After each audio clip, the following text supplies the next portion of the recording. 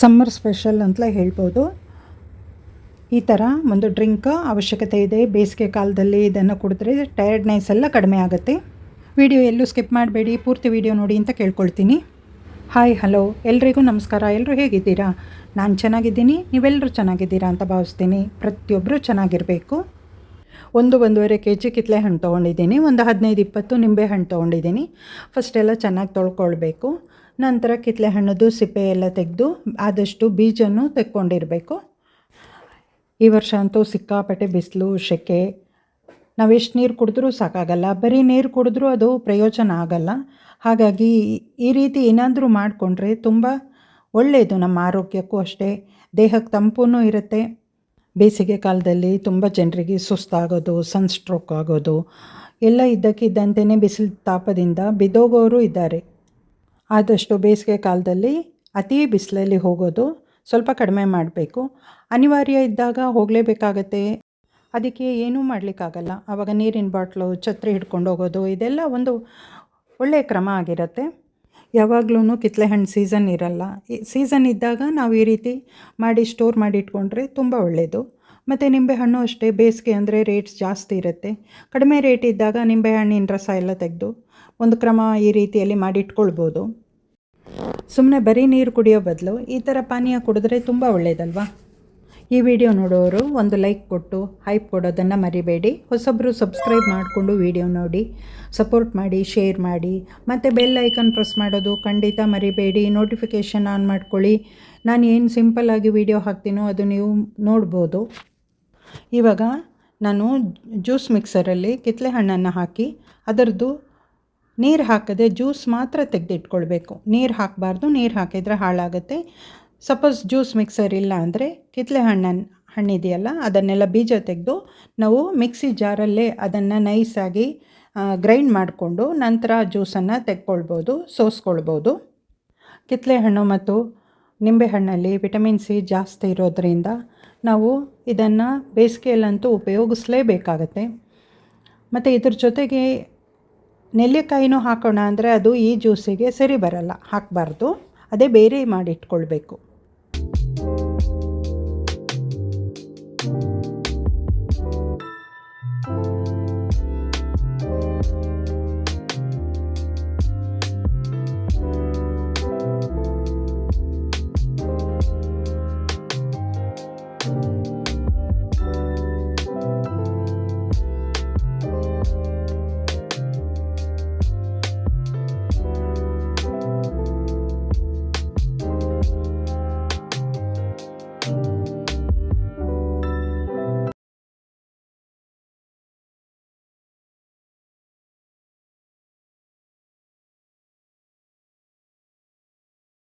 ಒಂದು 1.5 kg ಕಿತ್ತಳೆ ಹಣ್ಣು ಇತ್ತಲ್ಲ ನೋಡಿ, ಅಷ್ಟು ಜ್ಯೂಸ್ ಸಿಕ್ಕಿದೆ. ಮತ್ತು ಅದರಲ್ಲಿ ಸ್ವಲ್ಪ ಜಾರಲ್ಲೇ ಉಳಿದಿರುತ್ತೆ. ಅದಕ್ಕೆ ಸ್ವಲ್ಪ ನೀರು ಹಾಕಿ ನಾನು ಜ್ಯೂಸ್ ತಗೊಂಡಿದ್ದೀನಿ. ಅದನ್ನು ತಕ್ಷಣಕ್ಕೆ ಕುಡಿಯೋದಾಗುತ್ತೆ. ಇವಾಗ ನಿಂಬೆಹಣ್ಣು ನೋಡಿ ಎಷ್ಟು ತೊಗೊಂಡಿದ್ದೀನಲ್ವಾ, ಇದರದ್ದೆಲ್ಲ ರಸ ಹಿಂಡ್ಕೋಬೇಕು. ಇದನ್ನು ಮಿಕ್ಸಿ ಜಾರಿಗೆಲ್ಲ ಹಾಕೋ ಹಾಗೆಲ್ಲ ನಾವು ಈ ಕ್ರಮದಲ್ಲಿ ನಿಂಬೆಹಣ್ಣನ್ನು ಹಿಂಡ್ಕೊಂಡು ಅದರ ಜ್ಯೂಸು ತೆಗೆದಿಟ್ಕೊಳ್ಬೇಕು.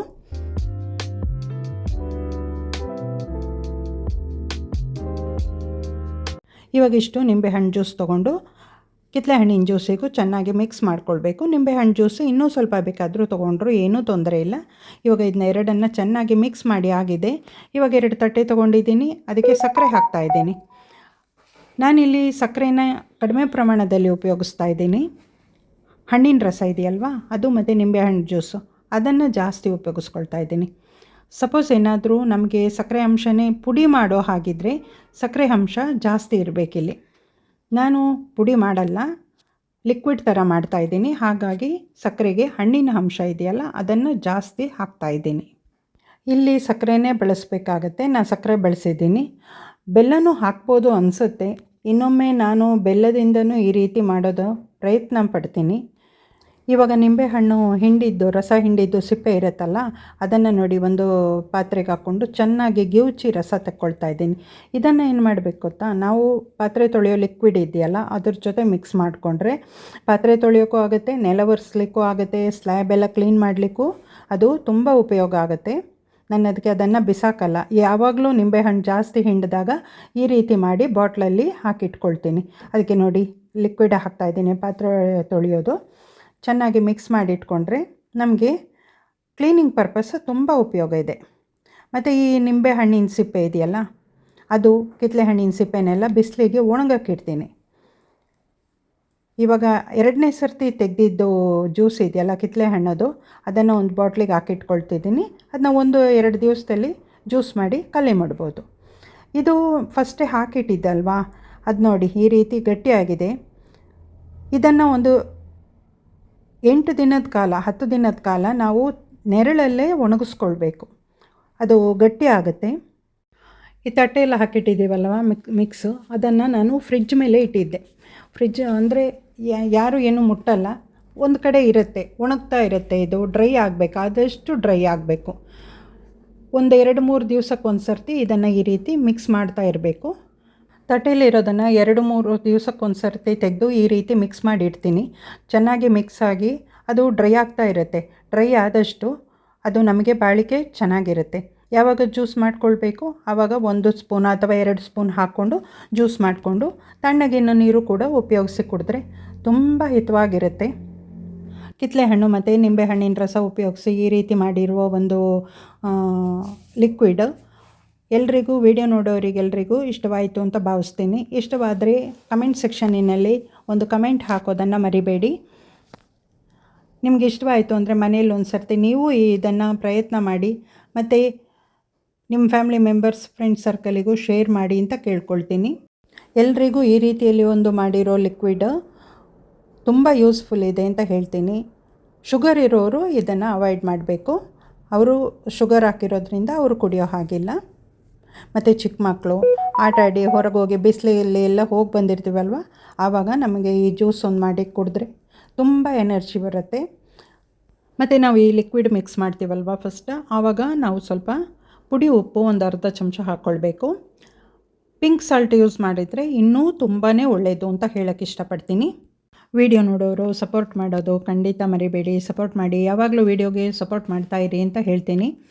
ಮತ್ತು ಶೇರ್ ಮಾಡಿ ಅಂತ ಕೂಡ ಹೇಳಿದ್ದೀನಿ. ಇದು ಎಲ್ರಿಗೂ ಯೂಸ್ಫುಲ್ ಇದೆ.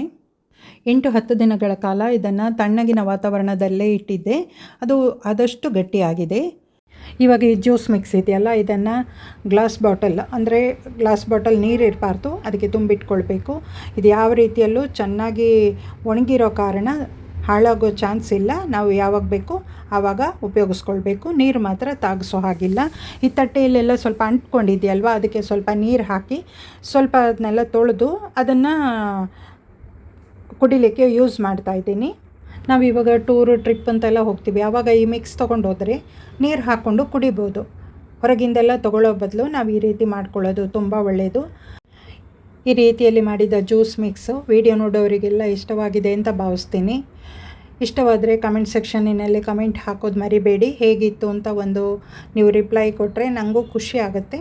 ಇದಕ್ಕೆ ಬೇಕು ಅನಿಸಿದರೆ ಇನ್ನು ಸ್ವಲ್ಪ ನಿಂಬೆಹಣ್ಣು ರಸನೂ ಹಿಂಡ್ಕೊಳ್ಬೋದು. ಬೇಕಿಲ್ಲ, ಬೇಕಾದರೆ ಹಿಂಡ್ಕೊಂಡ್ರೂ ಏನೂ ತೊಂದರೆ ಇಲ್ಲ. ಈ ವಿಡಿಯೋ ನೋಡೋರಿಗೆ ಮತ್ತೊಮ್ಮೆ ಧನ್ಯವಾದಗಳನ್ನು ಹೇಳ್ತಾ ವಿಡಿಯೋ ಇಲ್ಲಿಗೆ ಎಂಡ್ ಮಾಡ್ತಾ ಇದ್ದೀನಿ. ಮುಂದಿನ ವಿಡಿಯೋದಲ್ಲಿ ಸಿಗೋಣ. ವಿಡಿಯೋ ನೋಡಿದ್ದಕ್ಕಾಗಿ ಎಲ್ರಿಗೂ ತುಂಬ ಹೃದಯದ ಧನ್ಯವಾದಗಳು. ವಿಡಿಯೋ ನೋಡೋರು ಪೂರ್ತಿ ವಿಡಿಯೋ ನೋಡಿ ಸಪೋರ್ಟ್ ಮಾಡಿ. ಲೈಕ್, ಹೈಪ್, ಸಬ್ಸ್ಕ್ರೈಬ್ ಮಾಡ್ಕೊಳ್ಳೋದು ಮರಿಬೇಡಿ. Thank you so much. ಈ ಜ್ಯೂಸ್ ಲಿಕ್ವಿಡಿಗೆ ಸ್ವಲ್ಪ ತಣ್ಣಗಿನ ನೀರು, ಫ್ರಿಡ್ಜ್ ವಾಟ್ರ್ ಆ್ಯಡ್ ಮಾಡಿಕೊಂಡು ಅರ್ಧ ನಾರ್ಮಲ್ ವಾಟ್ರ್ ಆ್ಯಡ್ ಮಾಡಿಕೊಂಡ್ರೆ ಕುಡಿತಾ ಇದ್ದರೆ ತಣ್ಣಗೆ ಅನಿಸುತ್ತೆ. ಎಷ್ಟು ಅಂದರೆ ಅಷ್ಟು ಖುಷಿಯಾಗುತ್ತೆ. ಜಾಸ್ತಿ ಹೇಳ್ತಾ ಇರಲ್ಲ. ನೀವು ಒಂದು ಸರಿ ಟ್ರೈ ಮಾಡಿ. ಮುಂದಿನ ವಿಡಿಯೋದಲ್ಲಿ ಸಿಗೋಣ. Thank you so much.